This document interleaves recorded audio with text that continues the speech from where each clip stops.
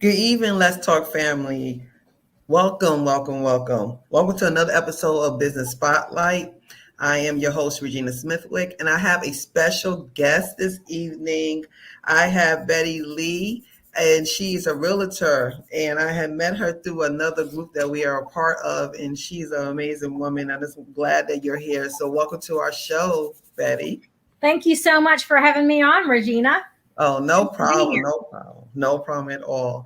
So we're gonna go ahead and just dive on in for the business spotlight. So let me ask you a couple of things. And one of the things I wanted to ask you is, what is your why? Why did you decide to do what you're doing? Okay, well, my why, I always start with prayer because I Mhm. want to be sure that I'm doing what God has for me. So I had been a stay-at-home mom for many years and raised four children. And I had worked part-time at a church as a worship director for a few years and really enjoyed that. And then when I felt like the Lord was speaking to me to leave that, I was kind of looking around for something else to do. Just because we had some family sickness and I was having to miss Sundays, and being in the ministry, you can't miss a whole lot of Sundays and feel like you're serving your church very well. So after I was speaking with someone, they suggested that I get into real estate. They said, you're personable, you like real estate, you like people. I think it would be a really good fit for you. So my husband and I talked about it, and I decided to go ahead and do that. So I went to real estate school and studied and passed the test and all that good stuff. And any place I had ever lived, I had always followed real estate. I've lived in 3 different cities at this point as an adult. So I always knew the houses, the pricing, I loved going and looking at the design and open houses because I'm really a design geek. So I've Mhm. always followed that as well. So I thought, well, Jesus, people, design, real estate, this works. Good combination. Yep. Good combination. So when did you realize, you said that, of course, that's a great combination, but when did you realize it was your purpose? You know, I think after I had been in it a couple years, because it was a pretty big life change to go from being a stay at home mom to being a full time real estate agent. Mhm. And after I'd done it for a couple years and, done quite a bit of real estate, I realized that I really did love it. And it was a way that I could use my gifts and talents to help people and, also earn an income.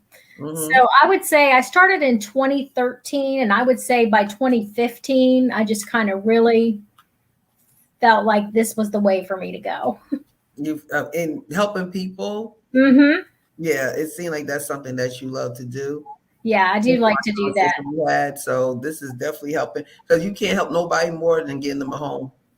That's right. Everything starts at home. You got to have some place to be, right? Yes, and that's where you spend the most of your money, the most of your time, and that's where you Hmm. have your peace.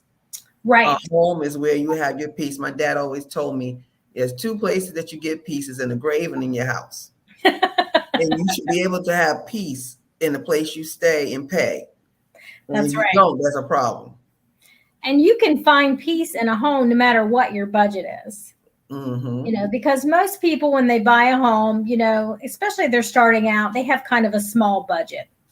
And, you have to start somewhere. Hmm. So I like to help people, like, if the home, it doesn't look exactly the way they want it to look, I kind of collaborate with them and say, well, you could do this or that, and it wouldn't cost you that much money, kind of be budget conscious for them Hmm. because how it looks, the atmosphere, that just really affects how you feel in the home. Yeah, and the thing about your home is a house, but like Luther said, you know, make it a home. Luther Mhm. Vandross's famous song, "Turn into a house into a home," and Yeah, that's true. You have to kind of be creative, but it's yours, and you put the key into your house. You're not that's living with nobody. You're not sleeping on couches. This is your house. If it's a 2 bedroom house, so what? It's your house. that's right. And then as you enjoy that, and I believe that God always bless you when you are grateful for what you have, and He knows that you take care of that. You take care of what you have. He always going to elevate you to the next level. He just need to see what you do, what you have already. That's right. That's right. You be a good steward of what you've got, and then you get promoted to something You bigger. get promoted. That's right. That's right. Sometimes it's not good to, you gotta crawl. It's better than running sometimes. You Yep. gotta appreciate what you have. So that's great. So what roadblocks did you encounter when you did the real estate? Like the license, I heard was not the easiest test to take. Yeah. A friend of mine who's been a North Carolina real estate broker for a long time told me that he thinks the North Carolina test is probably, if not the hardest, one of the hardest real estate tests in the nation. You know, it's kind of like some of the other licensures people get, like for insurance and various things. It's like they try to make you fail the test by how they word the questions. There's a lot of trick wording and stuff. So you really have to, some of the questions, you have to read them several times because of the way they put it to get the correct answer. So, but once you have your license, then for your post licensing, they switch from trying to fail you to trying to teach you. So those classes were a lot more fun because, you know, by then you'd done some real estate, so you knew a little bit more about it, and, you know, the stories you could tell and the things you could learn from other people in the class were really great. Yeah, and that's what somebody was telling me, that, you know, between the bar and the real estate license, those two are like the hardest test you ever be able to take. But what do you see yourself in 5 years, you know, from now, seeing that you've been doing so many great things, you know, but there's always more. So what do you see Right. yourself? I still see myself selling real estate, learning every time I do a transaction. You know, there's always something new to learn, no matter how many homes you've sold. You know, I've talked to agents who've been selling real estate for 30 years and they're still learning. And I really like the collaboration that you have with other people in real estate, you know, that you can learn from one another. And I see myself still selling real estate, you know, being in a financial position to give greater and greater sums to the work of the kingdom and the earth, because that is just so important, you know, to spread the gospel of Jesus Christ, and also to help people in need. Which my husband and I have always had a heart to do that. So as I become more successful, and he does as well, we'll have more means to help other people. That's what it's all about. That's what it's all about. Yeah. So what advice would you give someone that wanted to follow in your path or your footsteps into the real estate world? What would you tell them to do? The first thing you would tell them to do? Well, the first thing I want to tell them to do is just to know, when you pass that test, that's just the beginning. That doesn't teach you how to sell real estate. It just teaches you about real estate. So I recommend that people join a company that offers training and education and some mentoring. Because if you join a very small firm, they probably can't provide those things for you.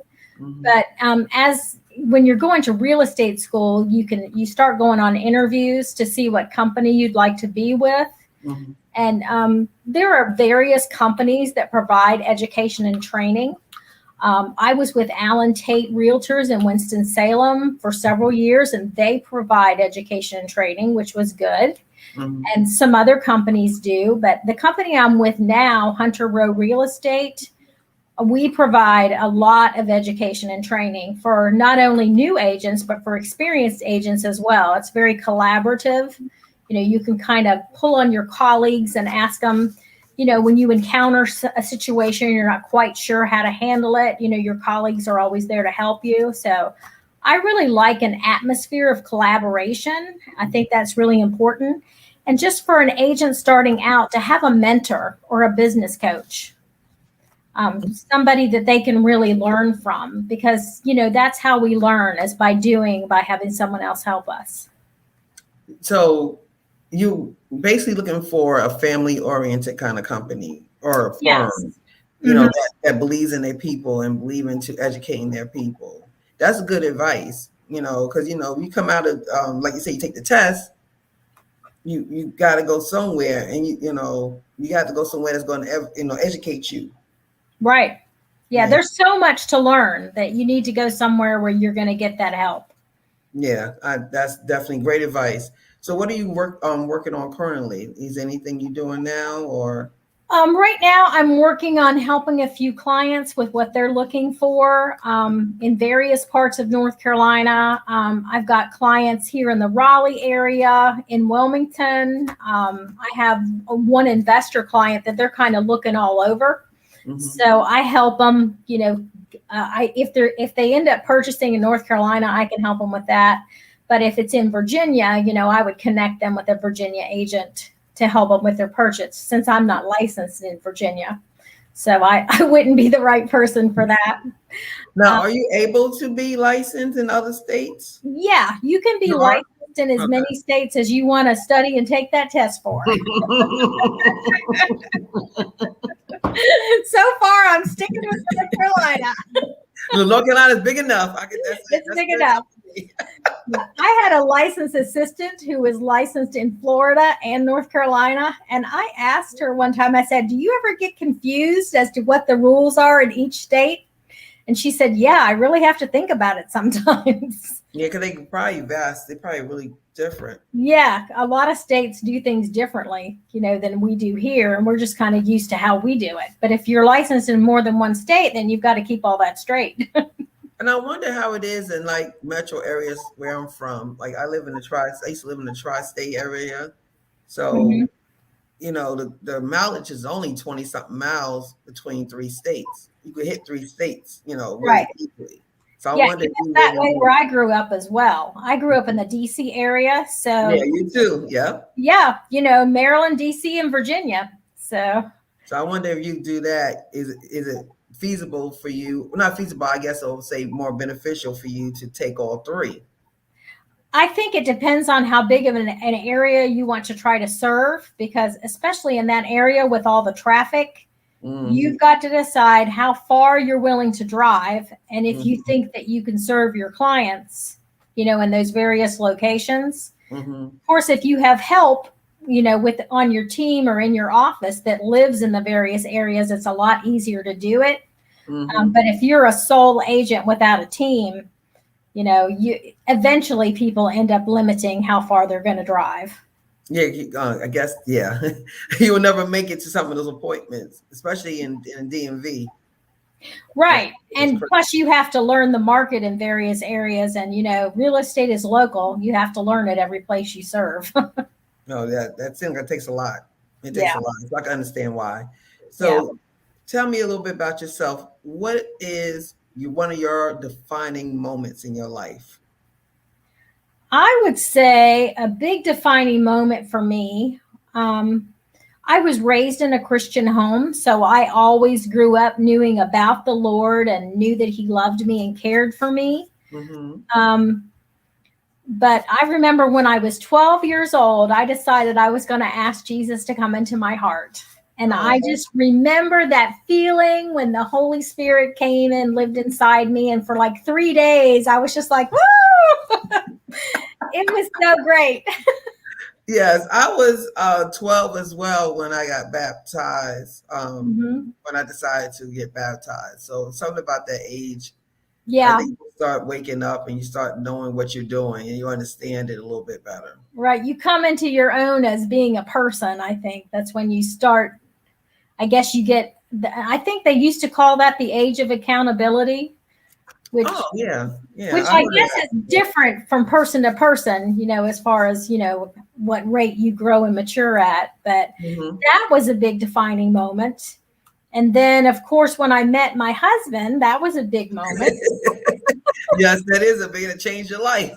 Yes, that kind of set me on it changed the path I had been on to get on a little different path. Okay. Well, that's good. And I really appreciate you coming by today and blessing our audience with this information. Can you let them know what area you serve? Okay, well, I serve the Raleigh, Durham, Chapel Hill market where I live. I also serve the Winston-Salem, High Point, Greensboro market where I used to live. So I still keep up and go over there and help people. And also the Wilmington market. Oh. Because of how Hunter Row is set up, we can serve people in multiple locations because we have people there.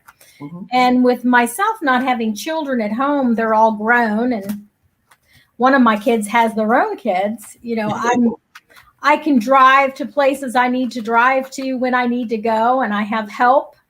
So, I just love that, being able to learn about different places. Like Wilmington is a newer place for me. I'm going there tomorrow to go on a walkthrough with some clients. So that'll be fun. Okay. And yeah, it's just great to be able to, serve a larger swatch of North Carolina, but especially here, right where I live. I mean, it's a very exciting, dynamic market. Yeah, especially now with everything was going on the last year and a half or so. Real estate has been a big boom. So I know you've been busy, busy, busy. Yep, it's exciting. No, you're busy. So once again, thank you for joining us, Miss Betty Lee. I really appreciate you coming on to Let's Talk and letting our audience know about you and your business. And if anyone out there who has a business is interested in being on my show, please just drop a comment in on my Let's Talk page. And I'm on Facebook and Instagram under Let's Talk. You can see it right here on the bottom of the screen scrolling. And go onto my YouTube page as well. It's Let's Talk 1943 LLC. Just drop a comment there, and I'll definitely get back to you. And you could be on here as well, promoting your business and promoting yourself. You promote yourself, you promote your business. That's how I believe. So until next time, invite a friend. Let's talk again. And God bless. Thank you for joining us.